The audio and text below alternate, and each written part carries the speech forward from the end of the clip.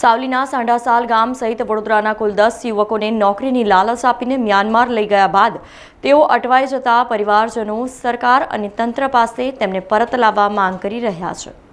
સાવલી તાલુકાના સાંઢાસાલ ગામ સહિત વડોદરાના કુલ 10 યુવકોને ડેટા એન્ટ્રીની નોકરીની લાલચ આપીને મ્યાનમાર ખાતે લઈ ગયા બાદ અટવાઈ જવાનો કિસ્સો સામે આવ્યો છે, જેમાં છેલ્લા 20 દિવસથી ફસાઈ જતા મદદ વિહોણા યુવકોને વિડીયો સામે આવ્યા છે। અમદાવાદ ક્રાઇમ બ્રાન્ચ દ્વારા આ પ્રકારના રેકેટ બાબતે વાયરલ વિડીયો જોયા બાદ પોતે પણ ફસાયા અને છેતરાયા હોવાનું પ્રતીત થતાં યુવકોએ કંપનીમાંથી ભાગી છૂટીને આશરો લીધો છે, જેમાં સ્થાનિક એનજીઓએ ગુજરાતી સહિત અન્ય राज्यों युवकों आसरो आप्यो छे। यहाँ आने के बाद पता चला कि कुछ और ही हम इनसे काम करवा रहे हैं, जबरदस्ती वो भी, और हमें जाने भी नहीं दे रहे और ऊपर से 14 से 18 घंटे काम करवा रहे हैं। हमें जब मौका मिला अपनी कंपनी से निकलने का, हम निकल के यहाँ पे म्यांमार में मायावाड़ी करके एरिया है, एनजीओ है, वहाँ पे हम सारे लोग 4 तारीख को आके रुके हुए हैं।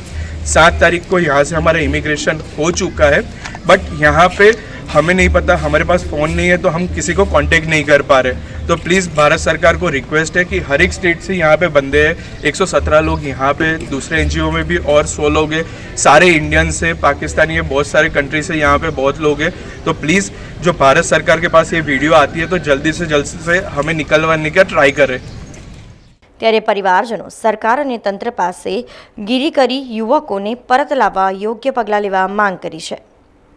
થાઈલેન્ડના તાકમાં 4 મહિનાથી ગયો, છેલ્લા 20 દિવસથી એમને કંઈક અજુગતું લાગતા ત્યાંથી નીકળી ગયા છે અને મ્યાનમારે એમની ફાઇલ પણ રિપોર્ટ કરી દીધી છે, જે અમે સરકારશ્રીને સોંપી છે, પણ હજી સુધી એના ઉપર કોઈ એક્શન લેવામાં આવ્યું નથી। તો અમે મીડિયા દ્વારા સરકારનું ધ્યાન દોરવા માગીએ છીએ કે આપણા જેટલા ભારતીય છોકરા ત્યાં ફસાયા છે તેમને પરત ભારત લાવવામાં મદદ કરે। મારો છોકરો ઘરે આવવા માગે છે, એની સાથે બીજા 120 થી 30 છોકરાઓ જોઈન્ટ છે।